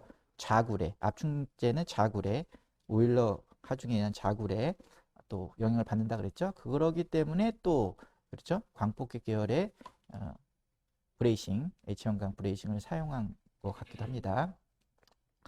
예, 그 다음에 요번에는 철골 보호 구조 계획을 살펴보도록 하겠습니다. 그래서 보통 이제 그 데크 슬라브라고 콘크리트 바닥 슬라브가 쳐지는 일반 철골보들은 응력 검토도 해야 되겠죠. 응력에 대해서 강도 면에서 응력적으로 단면력에 대해서 응력이 괜찮은지도 검토해야 되고, 그 다음에 사용성 면에서 처짐도 검토를 해야 됩니다. 그래서 보통 일반 단순보 같은 경우에는, 철골보 같은 경우는 300분의 1, 스판의 300분의 1 이내에 처짐이 발생하도록 우리는 설계를 하죠. 규조 기준안. 그래서 그런데 보통 이제 장스판으로 갈수록 처짐이 지배적인 경우가 많습니다.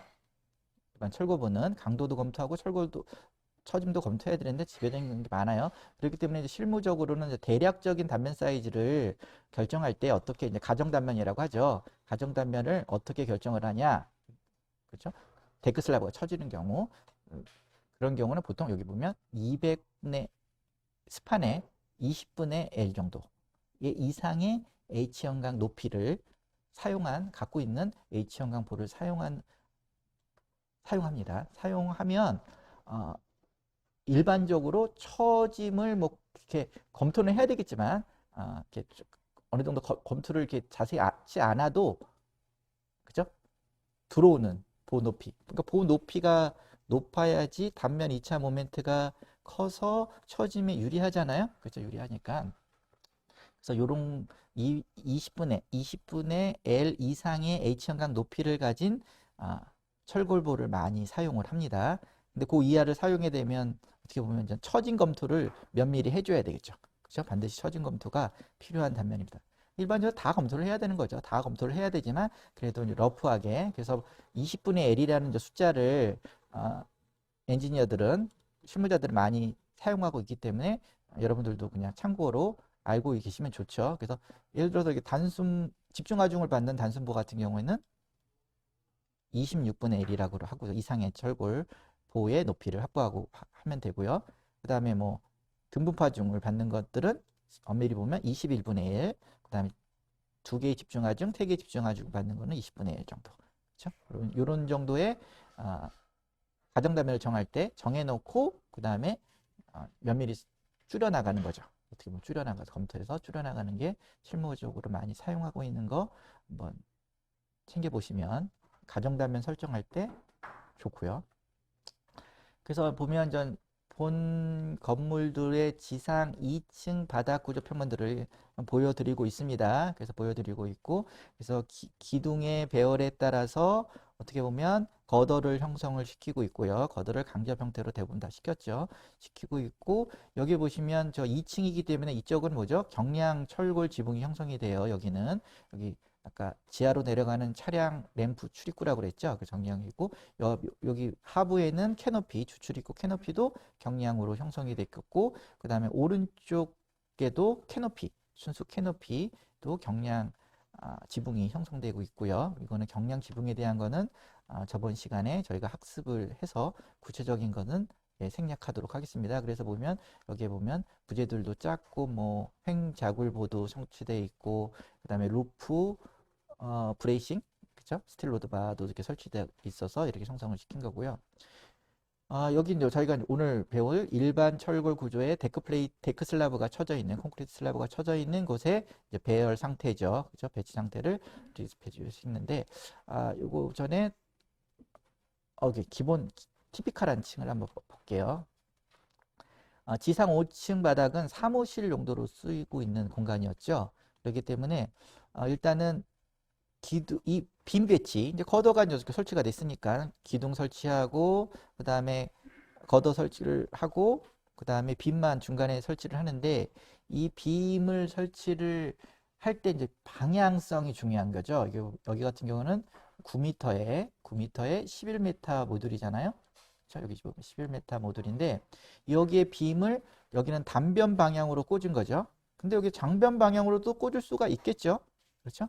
그런데 이 정도의 그 큰 스판에, 장스판에 그 이 아닌 경우에 보통 그래서 보통 저희가 RC를 보통 요즘에는 이런 기술들이 발달하고 시공성이 좋아가지고 콘크리트 강도도 좀 늘어나고 그래서 15m 정도는 이내는 철근 콘크리트 보로 설계를 할 수 있습니다. 철근 콘크리트 보로 설계를 할 수 있고요. 스판으로 보면 그런데 여기는 11m인데 9m인데도 철골 했죠? 아까 이유는 뭐라 그랬죠? 아까 층고가 높아서. 그렇죠? 층고가 높아서. 그래서 스판으로 볼 때는, 기둥 간격으로 볼 때는 이거는 철근 콘크리트 구조로도 할 수 있는데, 스판이 아까 뭐 1층부터 6m, 6m 해가지고 뭐 4층까지 거의 6m였잖아요, 층고가. 거기다 크레인 가다가 있는 쪽은 막 6m 곱하기 6m니까 거의 한 12m 정도 됐고요. 그렇죠? 그렇기 때문에 그런 층고가 높기 때문에 그렇게 층고가 높은 데에는 예를 들어 RC 구조로 할 경우에는 이게 시스템 동바리를 설치를 해야 됩니다. 시스템 동바리를 많이 세워야 되잖아요. 시스템 동바리를 많이 세워야 되기 때문에 이 시스템 동바리 비용이 너무 좀 과다하게 나오고, 그다음 시공성도 좀 어렵고, 그렇기 때문에 층고가 높은 건물들은 또 철골 구조 또는 SRC 구조 또는 합성보 이런 걸 많이 사용하고 있습니다. 그래서 이 건물도 기둥 간격으로 볼 때는 뭐 이렇게 큰 스판이 아닌데 철골 구조로 형성시켰고, 그 다음에 어쨌든 층고가 높은 철골 구조 중에서 빔의 개수는 또 이 데크 플레이트의 스판을 고려해서 빔을 배치는 하는 겁니다. 그래서 일반적으로 이게 장스판이 아닌 좀 이게 뭐 한 15m 정도 넘어가면 이제 철골 보에서도 좀 장스판에 해당되는데, 이 11m 정도면 이렇게 처짐에 대해서 이렇게 크리티컬하지가 않아요. 이렇게 크게 이렇게 문제가 되지 않기 때문에 그런 경우에는 일단은 일반적으로 철골 빔의 배치는 단변 방향으로 꽂아주는 게 좋습니다. 역학적으로 이렇게 단변 방향으로 꽂아주는 게, 그렇죠? 그래서 빔을 여기는 단변 방향으로 설치가 되어 있죠. 그렇죠? 그리고 빔을 하나 배치를 할 수도 있고 두 개 배치를 할 수도 있죠. 근데 9m를 하나 배치를 하게 되면 이쪽으로 날아가는 데크 플레이트의 방향이 4.5m가 돼서 4.5m가 되면 데크 플레이트, 그러니까 물론 날아가는 데크 플레이트도 있지만 일반적인 데크 플레이트와 같은 경우에는 이게 처집니다. 또 콘크리트 붓는 순간에. 그래서 밑에 동바리를 또 대야 돼요. 이것도 근데 철골 보에서 동바리를 댄다는 것은 조금 또 효율성이 떨어지니까 이항 데크 플레이트를 설치할 바에는 데크 플레이트는 어쨌든 동바리를 설치 안 하는 게 좋죠. 그러다 보니까 이 데크 플레이트들은 보통 이 데크 플레이트 스팟들은 3.5m 이내로 보통 많이 빈 간격을 배치해 줌으로써 데크 슬라브의 그 스판을 줄여줍니다. 3.5m 이내로. 그렇기 때문에 여기 4.5m 하나 보낼 경우는 4.5m는 너무 기니까 이 두 개를 보내주면 3m, 3m, 3m잖아요. 그렇죠? 좀 효율적인 거죠. 그래서 이렇게 두 개를 보내줬다는 거 한번 또 챙겨 보셔야 되고, 그래서 예전에는 데크 플레이트를 보통 3m 내외에서 데크 플레이트의 스판을 3m 내외에서 보통 그 설계가 되도록 빔 배치를 했습니다. 많이. 그러다가 최근에는 이제 데크 플레이트가 성능이 향상되고 개발도 많이 되고 그래서 보통 한 3.5m, 물론 데크 플레이트의 종류에 따라 틀리겠죠. 그렇지만 3.5m 이내로 빔 배치를 하면 보통 데크 플레이트는 동바리를 안 대도 되는 형상이 나오기 때문에 빔 배치를 한 겁니다. 그래서 다시 정리하면 9m의 11m의 모듈에 데크 단변 방향으로 빔을 보냈고, 그렇죠? 두 개를 보낸 거는 이 데크 플레이트의 간격을 3.5m 또는 3m 내외에서 조정을 하려고 빔을 이렇게 보냈다라는 거. 그래서 여기 보면 여기는 어떻게 죠? 여기는 요 모듈은 9m에 8.7이죠. 8.7이니까 여기 계획한 실무자는 단변 방향으로 또 보낸 겁니다. 이렇게 단변 방향으로, 그죠? 단변 방향으로 이렇게 꽂아준 거죠. 꽂아준 거죠. 이렇게 단변 방향으로 불고, 이 8.7에 빔을 두 개 배치해야지, 그죠? 요 간격이, 이 데크 플레이트의 적정한 간격이 또 유지가 되니까 이렇게 설치된 거고, 여기도 마찬가지로 요 밑에 모듈도 9m에 여기는 얼마죠? 6.3이니까 6.3m 쪽으로 빔을 이렇게 꽂아준 겁니다. 그리고 그래서 데크 플레이트, 요건 데크 플레이트 방향이에요. 데크 플레이트 방향을 이렇게 보내주고, 이쪽에서는 데크 플레이트 방향을 이렇게 보내준 거, 그죠? 구조 계획적으로 단변 방향으로 데크 플레이트는 일방향 슬라브라고 했죠. 그래서 데크 플레이트를 데크 플레이트의 스판에 따라서 빔의 구조 계획이 좀 달라질 수 있다. 그죠? 달라질 수 있다는 거 또 한번 챙겨 보시고요. 그 다음에 여기 보시면 보통 이거는 여기 빔 볼까요? 요거 OSB3를 보면 OSB3가 사이즈가 대충 결론적으로 보면 OSB3, 그죠? 600이 200 시리즈 중에서 좀 작은 단면인 것 같아요. 그리고 요거를 사용을 했는데, 보통 여기 데크 플레이트가 설치가 되고 데크 플레이트 상부에 보통 구조적 효율성을 뛰어나게 하기 위해서 여기 스터드 볼트를 설치합니다. 전단 연결제라고 하죠. 그래서 왜냐면 이 빔은 양단이 핀핀인 단순보 형태로 많이를 설계를 하죠.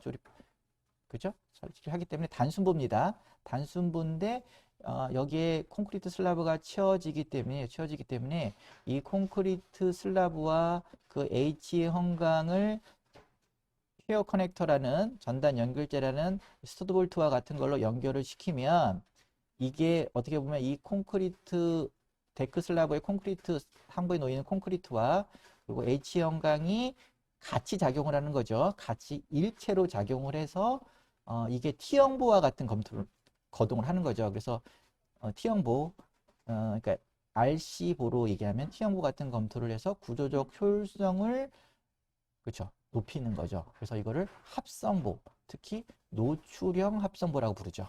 그렇죠. 그 대신 스터드 볼트가 상부의 콘크리트와 하부 콘크리트를 꽉 잡아줘야 되기 때문에, 그렇죠, 합성보 설계에서 되게 중요한 거죠. 그래서 보통 그 OSB5 같은 이런 데크 슬라브가 콘크리트가 쳐지는 거는 스터드 볼트를 전단 이렇게 설치함으로써 어떻게 보면 구조적 효율을 높이는 거죠. 역학적으로 보면 여기 뭔가 이렇게 중립축이 있겠죠. 어딘가 중립축이 있으면 이 중립축을 기준으로 단순 보니까 상부에는 압축응력이, 하부에는 인자응력이 작용하죠. 인자응력이 작용한 것은 철골로 커버를 하고, 그리고 상부는 압축응력이 작용하는데 콘크리트가 또 압축력에는 되게 유리하잖아요. 그렇기 때문에 어떻게 합니까? 예, 이거는 또, 그렇죠? 압축응력이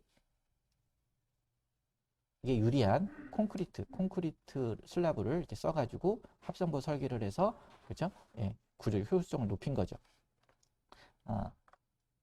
그래서 OSB3는 OSB는 그림이 여기군요. 요거. 그래서 스터드 볼트 두 개를 2열로 설치를 해서 여기 보면 요 사이즈로 600에 200 사이즈 중에서 가벼운, 요거 뭐 15인데 여기 오타한 것 같아요. 어쨌든 작은 사이즈로 부재 설계를 해서 구조적 효율성을 높인 거죠. 그래서 보통 데크 슬라브가 쳐져 있는 빔은 대부분 합성보 설계를 해서 부재의 효율성을 높인다.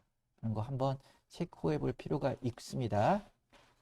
그런데 그럼 여기 빔은, 거더는 OSG6은 OSB3에 비해서 똑같은 스판에 똑같은 등분포 하중을 받는 것 같죠?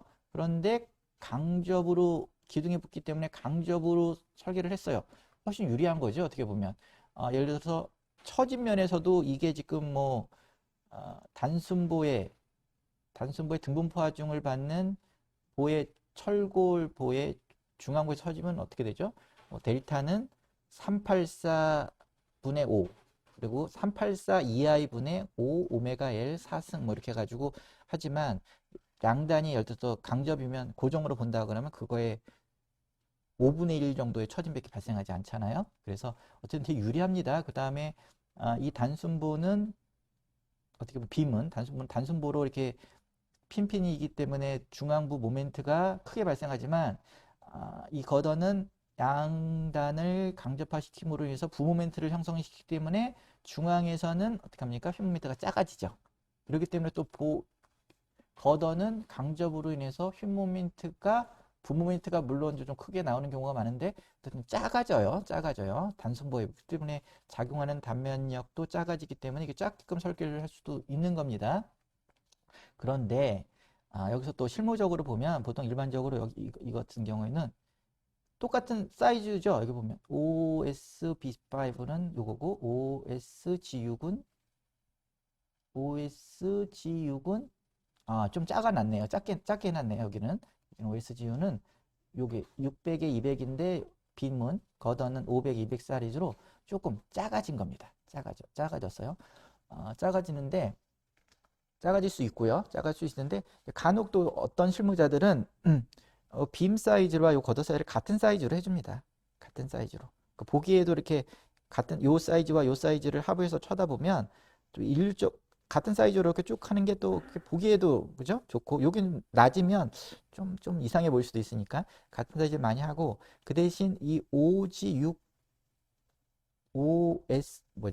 OSG6 요 걷어는 그 대신 합성보 설계를 안 하고 그렇죠? 합성보 설계를 안 하고 부모멘트에서 일반 가다 설계를 하는 경우가 많습니다.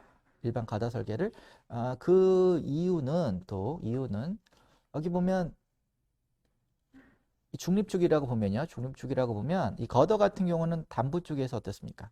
단부 쪽에서 이 상부가 인장을 받게 되죠. 그리고 하부가 압축을 받아요. 그러니까 상부가 인장을 받는데 콘크리트는 인장이 약하잖아요. 그렇죠? 인장이 약하기 때문에 어떻게 보면 이걸 좀 무시하는 거죠. 그렇죠? 콘크리트 부분에 인장을 무시하고 설계를 그렇죠? 하는 경우가 편의상 또 시공 편의상 그래 아까 모양상 그래서 같이 하는 경우가 있는데 어쨌든 단면역은 작은 게 맞는 거죠. 그 다음에 또 조금 저 테크닉 면에서 합성보도 이런 빔은 정모멘트 합성보 설계를 하지만 이 거더 같은 경우는 단부 쪽에 중앙부는 물론 정모멘트 합성보 설계를 할 수 있죠. 부모멘트는 부모멘트 합성보 설계가 있습니다. 그러면 여기 콘크리트가 인장이 약하다고 하잖아요. 그렇기 때문에 뭐를 넣으면 됩니까? 여기 철근을 넣으면 돼요. 이렇게 철근을. 그렇죠? 철근을. 그렇죠? 왜냐면 콘크리트는 인장이 약하지만 철근은 인장에 유리하잖아요. 그래서 이런 뭔가 보강근을 넣어가지고 부모멘트 합성보로 설계해 주면 또 이렇게 빔보다는 작게 설계를 할 수 있습니다. 그런데 또 뭐 이렇게 단부 쪽에 이렇게 철근을 또 배치를 하는 게 또 좀 시공적인 면에서 또 어려움이 또 있을 수 있죠. 그렇기 때문에 또 그런 시공성을 고려해서 그냥 또 실무자들은 그죠?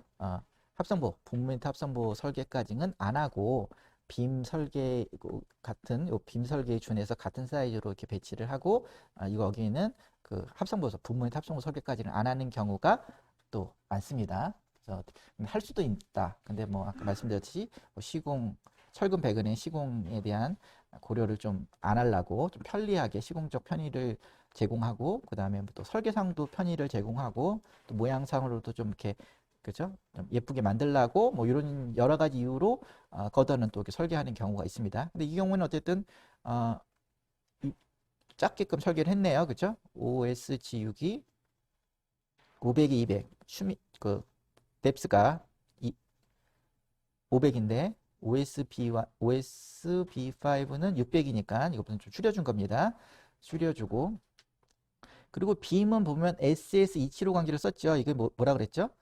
스틸 포 스트럭처 일반 구조용 아변 H형광이고 그 다음에 275 그럼 뭐라고 했죠? 275 메가파스칼인 항복 강도를 갖는 그죠? 이걸 썼는데 아까 기둥은 아까 SM35라고 해서 좀 용접 구조용 관계를 쓰고 그 다음에 강도도 높은 걸 썼는데 빔은 일반적으로 보면 아까도 앞에서 설명했지만 약간 처짐에 좀 많이 좀 좌우되는 경우가 많습니다. 처짐에 유연하다 보니까 찰랑찰랑하니까 처짐에 유연하다 보니까 근데 아까 그 처짐 공식에서 보면 뭐 단순보 같은 건 384분의 5 그리고 분모에는 2i 2가 뭐죠? 단면 탄성계수, I는 단면 이차 모멘트, 그 다음에 위에는 뭐 하중에 대한 오메가, 그 다음에 스판에 대한 L의 사승. 그렇죠? 그러니까 처짐이 때문에 부재 사이즈가 결정이 된다면 굳이 고강도의 강제를 쓸 필요는 없는 거죠.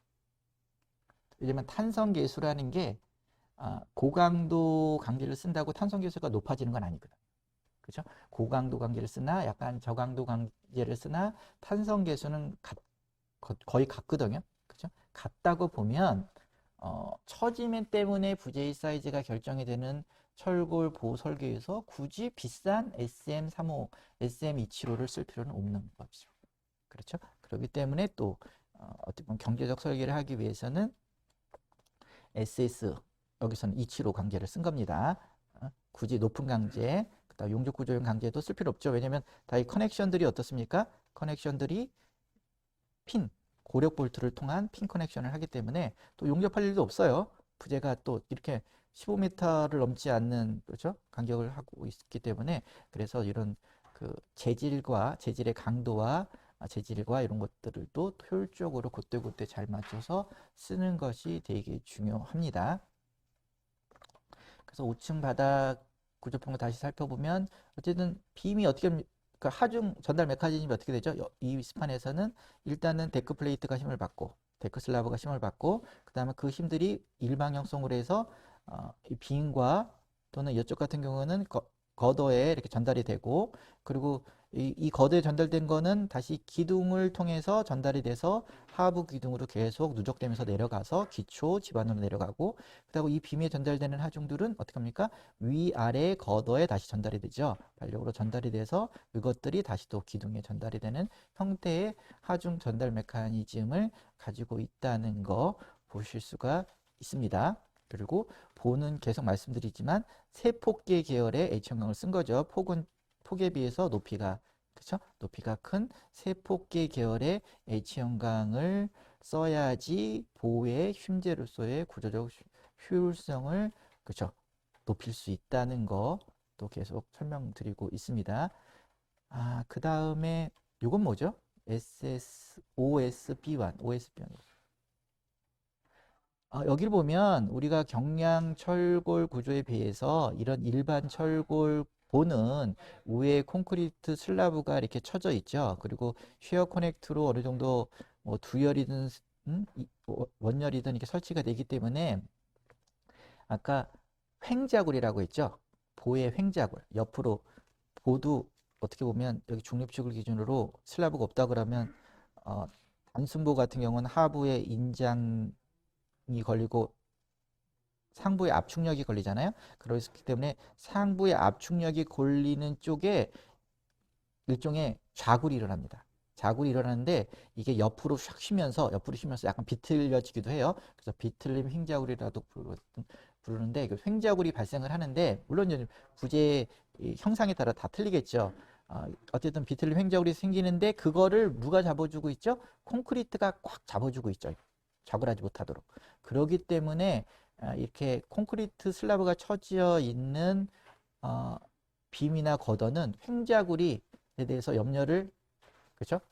안 해도 되죠. 어떻게 보면 덜 해도 되죠. 덜 해도 되죠. 물론 좀 그 H형광에 예를 들어서 이렇게 또 되게 크다. 이렇게 뎁스가 크다. 이럴 때는 좀 더 생각을 해봐야 되죠. 왜냐하면 잡아주는 게 상부만 잡아주니까. 근데 이제 그 압축이 걸리는 쪽에는 어쨌든 압축이 걸리는 쪽에는 콘크리트가 횡격을 잡고 있기 때문에 이런 단순부와 같은 경우는 어떻습니까? 다 상부가 압축력을 받고 있죠. 그렇기 때문에 이게 콘크리트가 횡자구를 단단히 잡고 있다고 볼 수가 있는데, 이 거더는 어떻게 보면 이 부모멘트가 걸리잖아요. 부모멘트가 이렇게 걸려가지고 중앙부에는 잡고 있는데 양단부에는 못 잡고 있잖아요. 그렇죠? 못 잡고 있기 때문에 이제 그 부분은 또 엔지니어적으로 좀 생각을 해봐야 됩니다. 이 보 높이에 따라서 이 단부가 횡자굴이 잡힐 수 있느냐 못 잡느냐 고려해 볼 필요가 있는데, 어쨌든 일반적으로 이제 그 콘크리트 슬라브가 쉐어 커넥터, 스터드 볼트 같은 쉐어 커넥터를 통해서 횡자굴을 지지하고 있다는 게 좀 다릅니다. 그래서 횡자굴에 대해서 슬라브가 잡고 있다. 그래서 되게 유리한 거죠. 보 입장에서 보면. 그리고 합성부 설계도 가능하고, 그렇지만 스터드 볼트를 적절하게 다 배치를 해줘서 뭐 완전 합성부나 또 부분 합성부로 또 설계를 해야 되고요. 그런데 보면 SSB와는 하나 중간에 넣어놨잖아요. 그렇죠? 그 일종의 이것도 횡자굴 봅니다. 근데 왜 횡자굴을 하나 넣었습니까? 시공 중에 콘크리트 타설 중에는 이 슬라브가 다이어프램 역할을 못 하잖아요. 그쵸? 꽉 잡아주지 못하니까 콘크리트 타설 중에 혹시나 이게 이제 횡자굴이 될 수도 있잖아요. 그래서 잡아주는 게 없으니까, 그래서 OSB1 같은 경우에는 작은 부재로 시공 중에 콘크리트 타설 중에 횡자굴을 방지할 목적으로 보통 설치를 합니다. 그래서 실무적으로 보면 뭐또 엔지니어에 따라 틀려요. 근데 어떤 엔지니어들은 10m 좀 내외 10m를 넘으면 이제 하나씩 넣어줍니다. 여기 10m. 그래서 여기는 11m였잖아요. 그렇죠? 11m이기 때문에 하나, 시공 중 콘크리트 타설 중 요보 빔이나 거더의 횡자굴을 잡아주기 위해서 횡자굴 방지보 차원에서 요 빔을 하나 넣어준 거고요. 그리고 또 어떤 엔지니어는 조금 더 과감해 봐서 12m 보다 조금 넘으면 그때는 좀 하나씩 넣어주고, 그리고 뭐 15m나 20m 가면 이게 하나뿐만 아니라 이렇게 두 개도 넣어주죠. 두 개도 넣어주고, 그리고 어떤 엔지니어들은 그런 빔 같은 경우에는 이렇게 4분의 1 지점에서 두 개를 넣어주죠. 이렇게 4분의 1 지점에 그래서 넣어주는 구조 설계자들도 있습니다. 그래서 모두는 뭐 맞고 틀리고의 얘기가 아니라 본인들의 이제 컨셉이죠. 본인들의 또 사고 방식이고, 그러다 보니까 그런 거를 고려하고, 보통 참고로 또 뭐 횡자굴 보호는 보통 요 빔이나 거더의 춤에 보통 3분의 1 정도 높이의 빔을 설치해 주는 게 좋다고들 많이 하죠. 그래서 여기는 600단면에 3분의 1이니까 200대 쓰면 되잖아요. 그래서 이렇게 넣어준 겁니다. 이렇게 넣어주기도 하고, 뭐 이것도 이제 구조 설계자에 따라서 좀 생각이 좀 차이가 있습니다. 그래서 이거는 10m가 좀 넘는 11m이기 때문에 넣어준 거고요. 나머지는 다 10m 이내다 9m만 그러잖아요. 그러니까 안 넣어줬죠. 이거를 안 넣어준 것도 한번, 그렇죠? 생각을 한번 정리해 볼 필요가 있습니다. 그래서 이거 5층 바닥을 한번 설명을 드렸고요. 그 다음에 마지막으로 데크 슬라브는 보통 여러 가지 형상이 있죠. 그래서 요즘에는 많이 쓰는 게 이런 U형 데크 또는 고령 데크 플레이트를 많이 쓰죠. 이런 된 거. 예전에 많이 썼죠. 여기 이것도 많이 썼는데, 요즘에는 이런 트러스형 철근 일체형 데크 플레이트를 많이 사용하는 빈도가 더 높습니다. 요즘에는. 근데 이렇게 보면 예전에는 그 유형 데크 또는 고령 데크라고 했는데, 이게 이제 이쪽 방향으로 일방향 슬라브로서 강성이 크잖아요. 그러다 보니까 일방향 슬라브로서 강성이 크고, 여기 이제 하부에 또는 상부에 이렇게 철근은 배근을 하고, 그죠? 그리고 합성용 데크 같은 경우는 그마저도 배근하지 않고 뭐 상부에 와이어 메쉬를만 설치를 해서 설치하기도 하고요. 그래서 보통 이런 우리 국내에서 많이 사용하는 이런 고령 데크는 티크니스 아연 도금 강판, 여기가 보통 1.2T나 또는 1.6T를 많이 사용하고 있고요. 그런데 이게 이제 합성 구조용이 아닐 경우에는 콘크리트가 내화구로서 인증을 받으려면 두께가 100mm 이상 돼야 됩니다. 100mm 이상 돼야 되는데, 그 기준이 보면 여기 100mm 철근을 이렇게 쓰면 얇은 두께, 여기는 얇은 두께고 여기는 큰 두께잖아요. 근데 보통 얇은 두께를 기준으로 많이 얘기를 해요. 그렇기 때문에 100mm, 타핑 콘크리트가 100mm, 10cm는 돼야 돼요. 그러다 보면 데크 플레이트가 보통 고령 데크는 50mm나 75mm 많이 쓰는데, 그렇죠? 75mm 많이 쓴다고 그러면 위에까지 전체 두께는 얼마죠? 175가 돼야 되죠. 그렇죠? 그렇기 때문에 이게 많이 잡아먹어요. 뎁스를. 이에 비해서 철근 인체형 데크는 그 얇은 그 아연도금 강판 위에 트러스형의 이게 철근을 상현재, 하현재 두 개를 이렇게 용접해서 설치를 하기 때문에 예를 들어 150 슬라브를 한다면 딱 150만 떨어지거든요. 그렇기 때문에 슬라브 춤의 입장에서 보면 이게 이제 유리를 하죠. 그래서 그런지 뭐 모르겠지만 요즘에는 예전에는 요걸 많이 썼는데 고령 데크를 요즘에는 철근 일체형 데크를 많이 사용하고 있습니다. 그리고 뭐 단부 쪽에는 또 데크를 이렇게 눌러서 이렇게 스타퍼라고 하나요? 이렇게 새지 않게끔 설치하는 데크도 있고, 그 다음에 그 리브를 밑으로 이렇게, 그죠? 삼각형 모양의 리브 강성을 밑으로 줘서 이렇게 설치하는 데크 플레이도 있고, 이거를 또 위로 설치하는 것도 있습니다. 위로 이렇게 설치해서 거꾸로 뒤집어서 쓰는 데크도 있고, 이거는 데크 회사에 따라서 여러 가지 형상이 있다는 거. 그리고 말씀드렸듯이 이런 일반 데크 플레이트는 일반적인 이런 데크, 이런 형의 데크 플레이트는 아까 말씀드렸듯이 예전에는 스판을 3m 이내에서 좀 많이 썼고요. 돈발이 안 되기 위해서. 그런데 요즘에는 저 데크가 좀 잘 개발이 되니까 3.5m 이내에서는 보통 돈발이 안 돼도 되니까 3.5m 이내에서 많이 쓰고 있다는 거, 예, 반드시 좀 챙겨보시면 좋을 것 같고요. 실무적으로. 그런데 요즘에는 뭐 나중에 시간이 있으면 한번 또 얘기를 할 겁니다. 춤이 큰 데크 플레이트가 있어요. 딥데크라고 하고 뭐 캡데크라고 해서 이런 춤이 큰 데크 플레이트가 있는데, 이런 데크 플레이트는 춤이요. 높이가 200짜리도 있고요. 또는 250, 또 요즘에는 300짜리도 나옵니다. 춤이 큰 데크가 있어서 이런 데크는 돈발이 안 되고 거의 뭐 많이 날아가는 건 8m까지 날아갑니다. 무동바리로 이렇게 개발이 되고 있어요. 그래서 이렇게 춤이 큰 데크가 아까 일반 데크는 골데크라고 하더라도 아까 50mm, 75mm 정도 한다고 그랬잖아요. 근데 이거는 데크 춤을 200, 250, 뭐 300까지도 이렇게 만들어서 그 시공 중에 콘크리트 타설 중에 그 데크 플레이트의 그 한방향성의 강성을 크게 줘서 돈발을 안 대고 설치할 수 있게끔 이렇게 만드는 춤이 큰 데크 플레이트가 있습니다. 이런 데크들은 아까 말씀드렸듯이 크게는 8m까지도 무덤바리로 날아가고 있다. 그리고 이런 데크 플레이트는 또 이렇게 춤을 많이 잡아먹잖아요. 그래서 그 보호에 H형광 뭐라 그러면 그 상부에 올려놓으면 또 너무 이렇게 춤이 커집니다. 그렇기 때문에 이거는 그 하부 프렌즈에 얹어놓는 거죠. 보통 이제 비대치형 H형광이라고 하는데 상부 상부 프렌즈의 폭보다 하부 프렌즈의 폭이 더 큽니다. 이렇게 넓어서 그 차이가 있죠. 요 위에다가 하부 프렌즈에 춤이 큰 데크 플레이트를 얹어놓고 그다음에 콘크리트 타설하고, 그렇죠? 그래야지 이제 전체적인 높이를 줄여주는 거죠.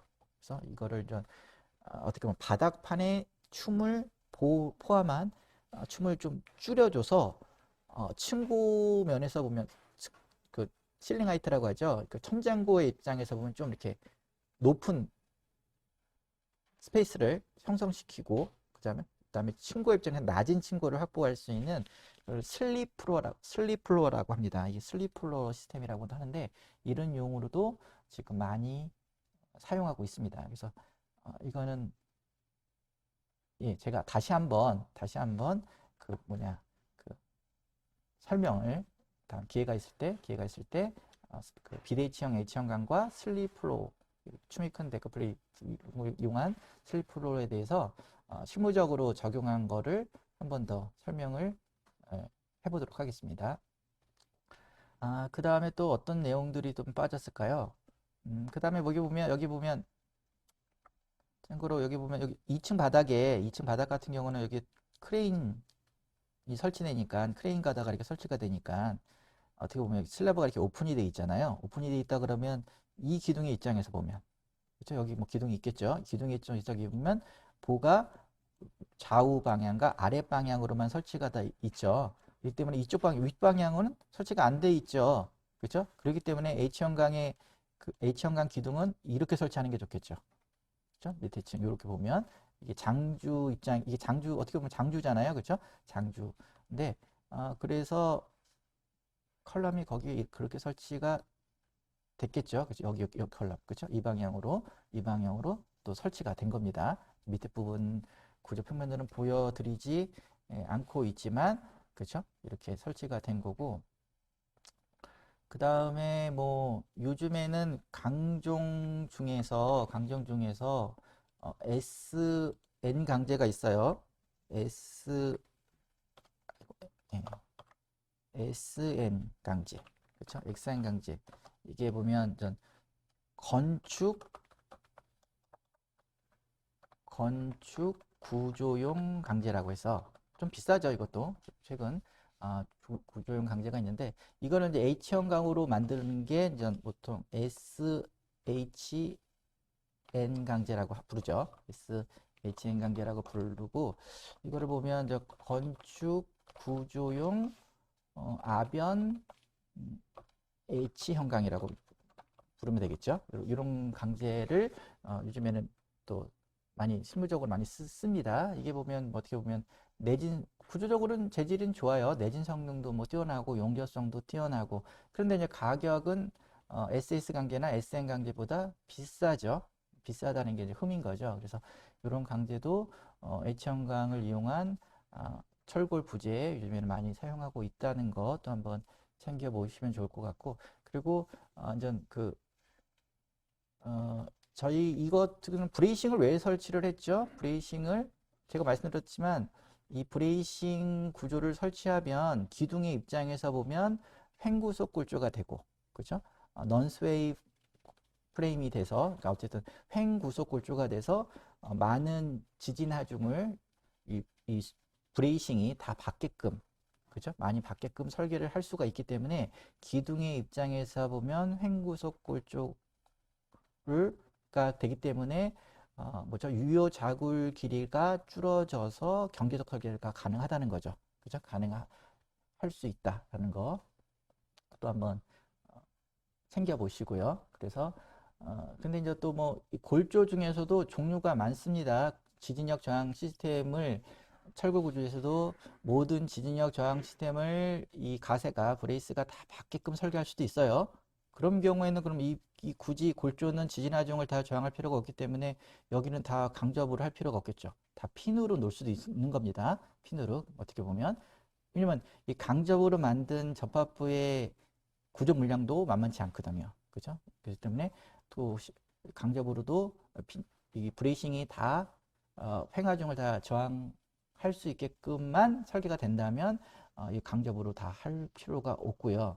그 다음에 이제 또 같이 받게끔 설계할 수도 있는 거죠. 브레이싱과 또 브레이싱 왜냐면 브레이싱이 전부 다 지진 하중에 대해서 정확히 만들려면 이 브레이싱의 물량들이 또 많아지고 또 그 브레이싱을 설치할 수 있는 공간도 그렇게 많지가 않을 수도 있잖아요. 그렇기 때문에 건축계획적으로 그럴 경우에는 같이 받게끔 하는 거죠. 골조도 같이 받고 그다음에 브레이싱도 같이 받게끔 설계하는데 또그 골조가 또 지진 하중을 저항할 때 뭐 보통 모멘트 골조가 있고 뭐 중간 모멘트 골조가 있고 뭐 특수 모멘트 골조가 있어요. 철골도 그런데 철골도 중간 모멘트 골조 이상을 로 만약 지진 하중 저항 시스템을 만들려면 아까 SHN 강제를 써야 됩니다. 또 그런 또 그 지진력 저항 시스템마다 써야 될 강종들이 또 주어져 있죠. 그렇기 때문에 어쨌든 그런 것들도 이제 그 강종을 할 때 또 중요한 중요한 아, 요인으로 결정해야 될 요인으로 또 작용하고 있음을 알 수 있습니다. 그래서 2층은 뭐 그렇죠? 아까 설명했듯이 2층 바닥은 여기 부분에 타워 크레인, 크레인 가더, 그렇죠? 크레인 가더가 설치가 돼 있고요. 그 다음에 이쪽은 경량 철골 지붕이 형성된 것을 또 알 수가 있습니다. 예, 예. 그래서 오늘은 여기까지 학습을 하도록 하겠습니다. 그리고 수고 많으셨습니다. 다음 시간에 또 뵙도록 하겠습니다. 감사합니다.